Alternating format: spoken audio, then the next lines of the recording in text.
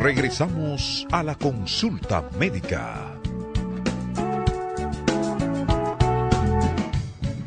Continuamos, esta es la consulta médica. Yo soy Patricio Peralta, hoy en la grata compañía del doctor Jorge Marte Báez, director médico de Sedimat, y estamos conversando sobre todas estas afecciones que tienen que ver con el sistema, las vías respiratorio y el órgano del pulmón. Y precisamente si hablamos de enfermedades respiratorias, doctor, es imposible dejar de hablar sobre el tema obligado que es el COVID, ¿no? El SARS-CoV-2. Sí, precisamente teníamos entendido que al inicio de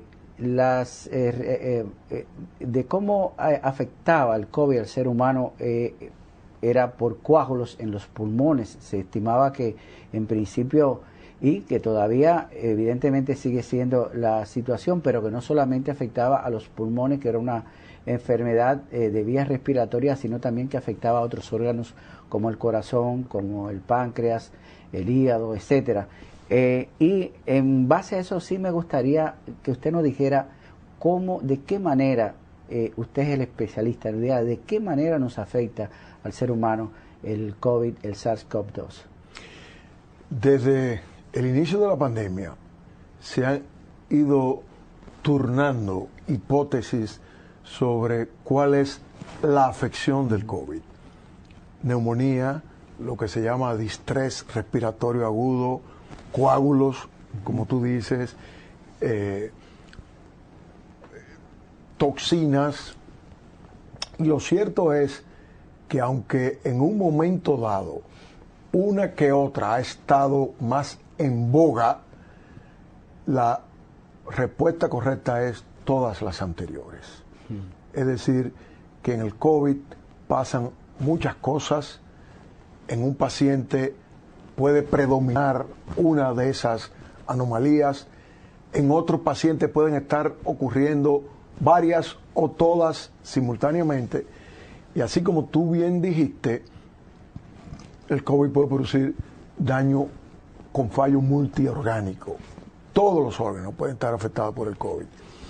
Ciertamente, los órganos que casi nunca están ausentes son los pulmones. La neumonía, las vías respiratorias son el órgano blanco principal del COVID, pero como bien dijiste, afecta el corazón, los riñones, el páncreas, el estómago, el cerebro.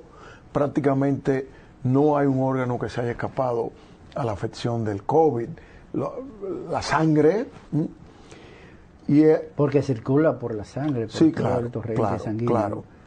Y esa es una de las razones por la que se ha convertido en una enfermedad tan catastrófica en la que han ya muerto varios millones de seres humanos. Incluso, bueno, he escuchado y leído de que la trascendencia de la enfermedad, aún luego que la persona deja de estar afectado por el virus, tiene también sus reacciones, ¿verdad? En materia de salud, en el organismo del ser humano, luego de haber incluso salido del problema del virus, ¿no? Sí. ¿Qué realmente pasa luego de que una persona es diagnosticada ya fuera de peligro, fuera de este virus del COVID? Mira, al principio nosotros estábamos declarando al paciente curado de COVID después que ya no tenía síntomas y sus pruebas se negativizaban. Sin embargo, aprendimos sobre la marcha que eso lamentablemente no es cierto en todos los casos, porque quedan secuelas por COVID, que podemos dividir en dos grandes grupos. Secuelas, y la mayoría de las veces las orgánicas son pulmonares, en las que tú puedes ver en qué consiste la secuela. Por ejemplo, tú tuviste COVID y ya estás negativo y te sientes mejor, sin embargo, tienes algún síntoma, tos, te cansas más que antes, te hago una imagen de tus pulmones y veo que el COVID dejó algo que no estaba ahí antes de los pulmones, que puede ser hasta fibrosis en un grado extremo.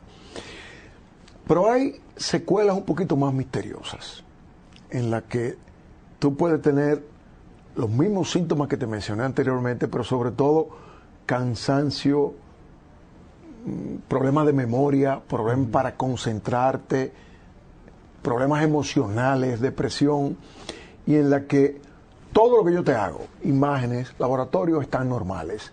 Y sin embargo, es evidente que el paciente no está normal.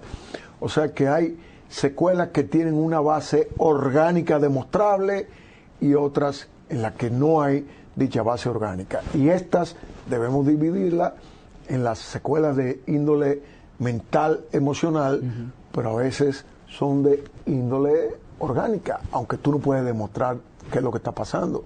Por ejemplo, pacientes que eran muy vigorosos y muy activos antes de tener COVID y que ahora tú no le encuentras nada, tú te curaste del COVID, pero yo no tengo fuerza, yo no puedo pararme o camino 20 pasos y tengo que sentarme. O sea, lo recomendable sería que toda persona que haya padecido de esta enfermedad continúe chequeándose, ¿no? Absolutamente. Para quitar, ¿verdad?, la posibilidad de estas secuelas y que siga asistiendo a su médico y haciéndose los estudios pertinentes de manera que también pueda ir descartando cualquier otra situación que pueda producirle. Doctor, un tema también obligado es el tema de las vacunas. Definitivamente todas las afecciones y infecciones de las vías respiratorias se tratan con vacuna, la gran mayoría, la influenza, bueno, estamos hablando de influenza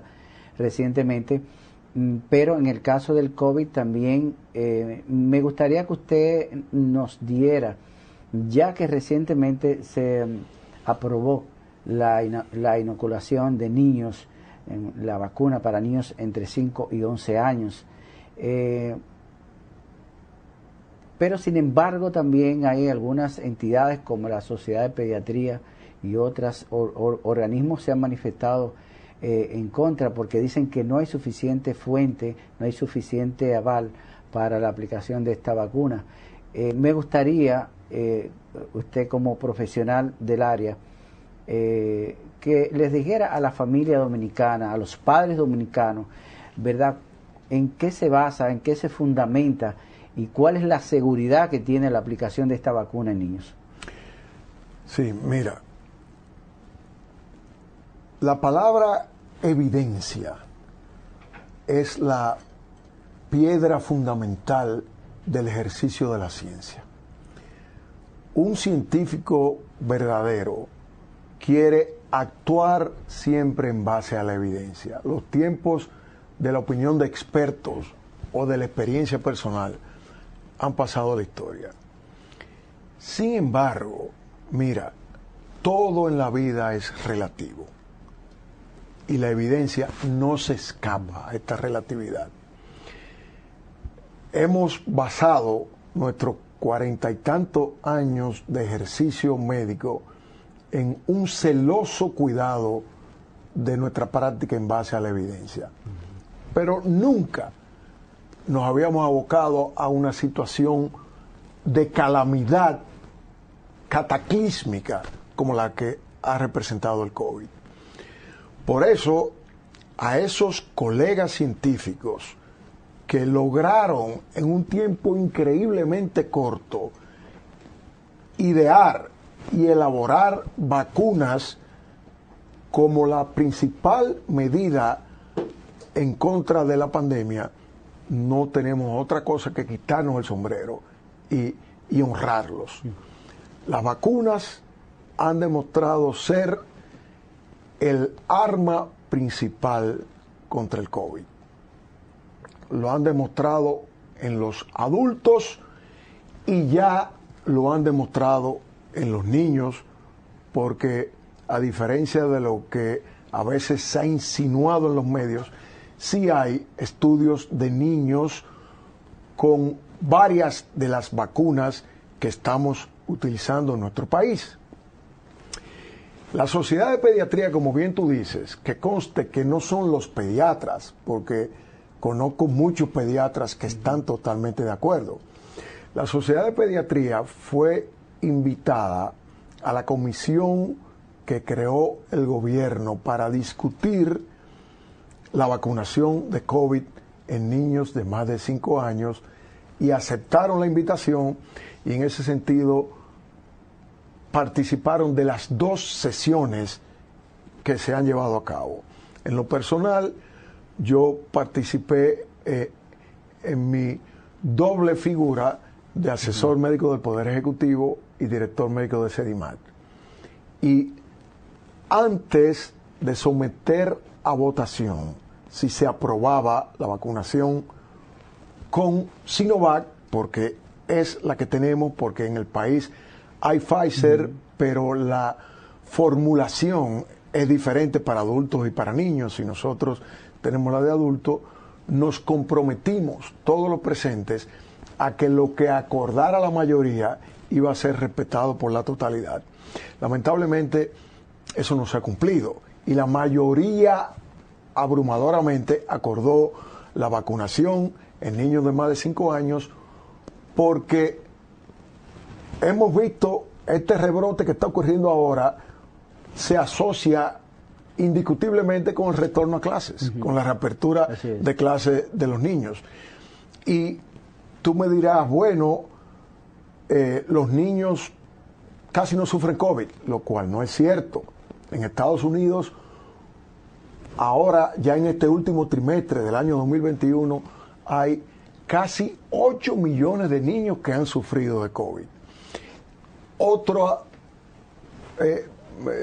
declaración que se dice que tampoco es cierta es, ok, le da COVID, pero no lo sufren, es muy benigno. No es cierto. En Estados Unidos han muerto casi 1.000 niños de COVID al día de hoy. Wow. En nuestro país hay, tanto en los 2 principales centros, el Robert Reed y en el Hugo Mendoza, nuestros colegas pediatras están desconsolados por la cantidad de pacientes graves en cuidado intensivo, pacientes pediátricos, y algunos de ellos con mortalidad importante. Entonces, si queremos aplicarles a los niños un nivel de exigencia de evidencia que no aplicamos a los adultos, entonces no vamos a poder arreglar la situación.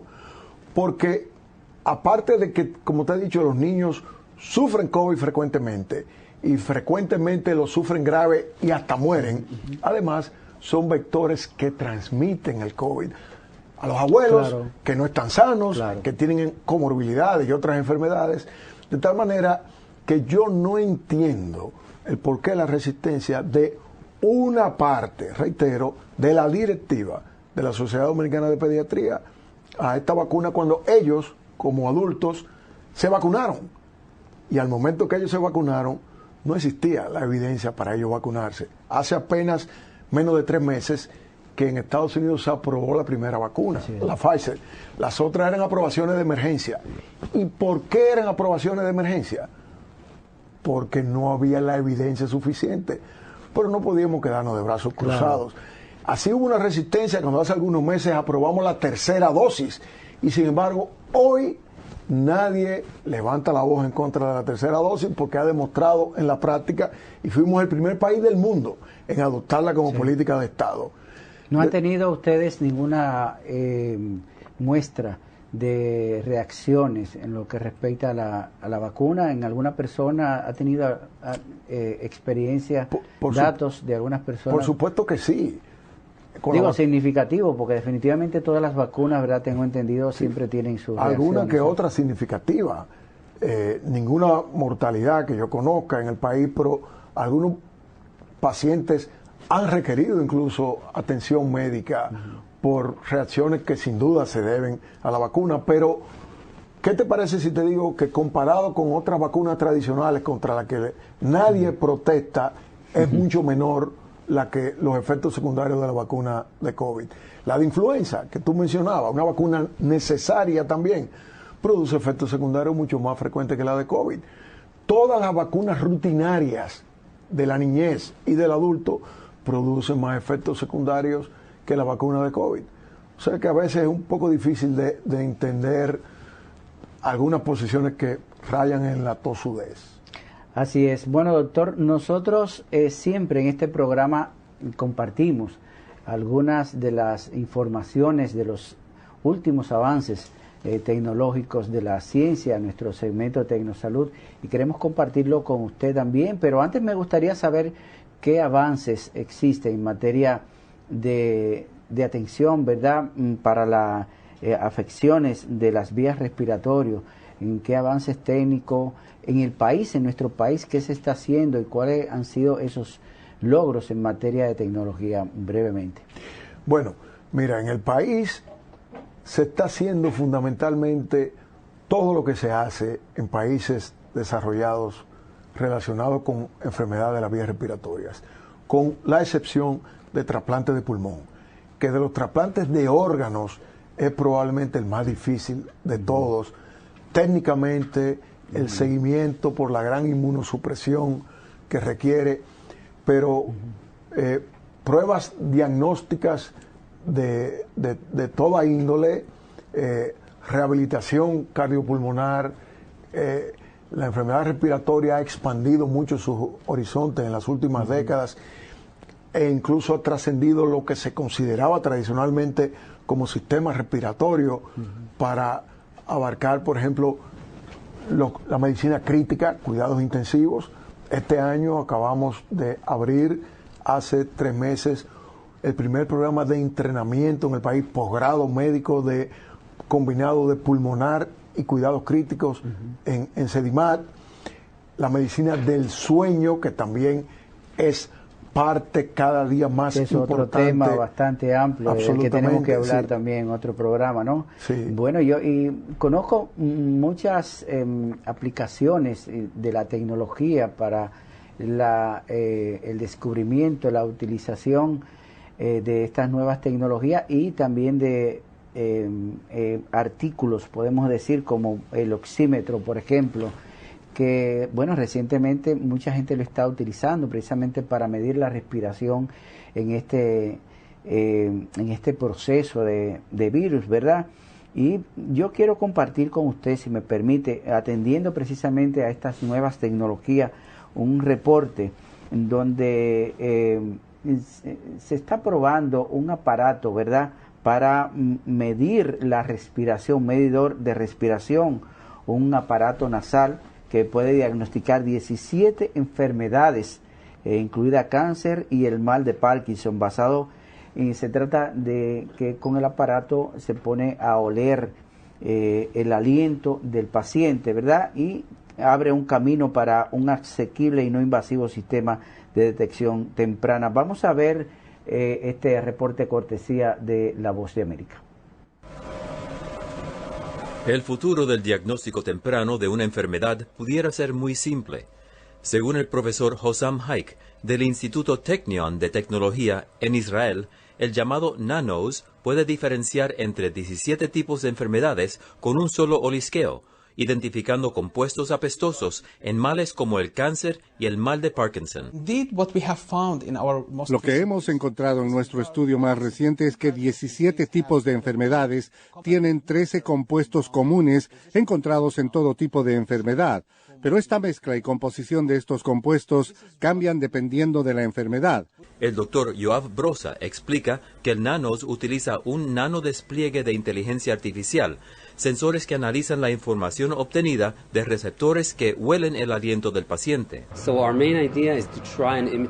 Nuestra idea es imitar lo que sucede en la naturaleza. Por ejemplo, así como tomamos un perro y lo entrenamos para detectar el olor de drogas, explosivos o una persona desaparecida, lo hacemos artificialmente. Hay muchas ventajas y una de ellas es la construcción de sensores que contienen 8 sensores que pueden ser incorporados en sistemas diminutos como este o más pequeños. Varias compañías intentan ahora comercializar la tecnología y alentar su uso en sistemas de cuidado de salud o verlos incorporados en su celular inteligente. Miguel Ángel Rivera, Voz de América. Regresamos a la consulta médica.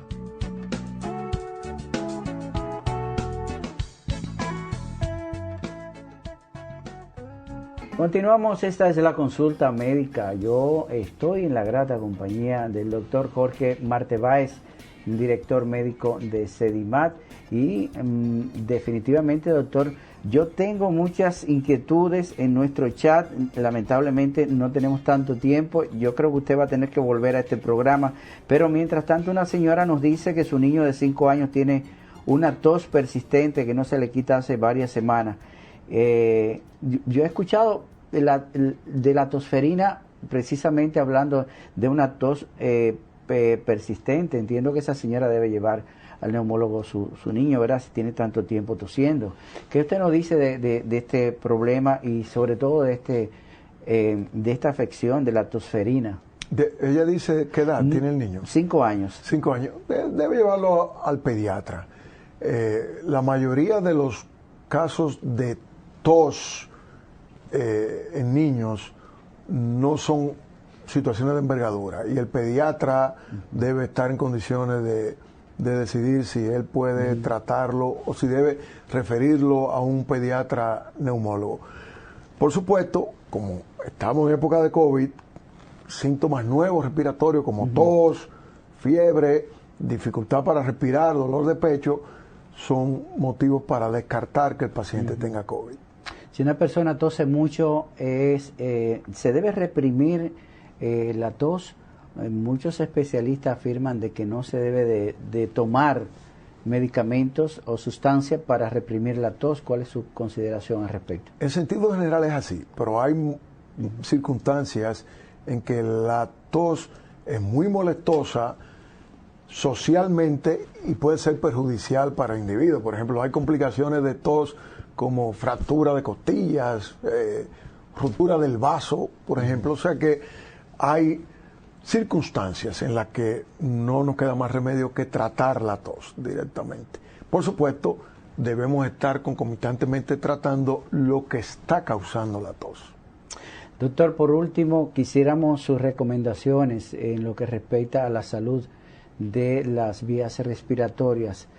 ¿Cuál es la manera, de qué forma podemos nosotros evitar las diferentes complicaciones? Ya definitivamente en lo que respecta al COVID ya tenemos toda, ¿verdad?, una literatura de cómo tenemos que proceder para cuidarnos de este terrible virus.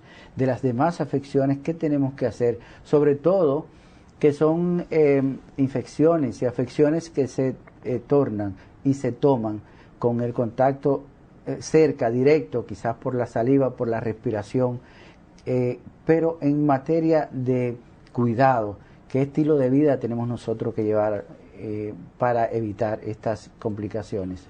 Mira, las vías aéreas son muy sensibles, entonces evitar la exposición a agentes que injurian estas vías aéreas, el cigarrillo, gases, donde haya gases en el ambiente, combustibles, en la medida de lo posible evitar la exposición o utilizar la protección adecuada.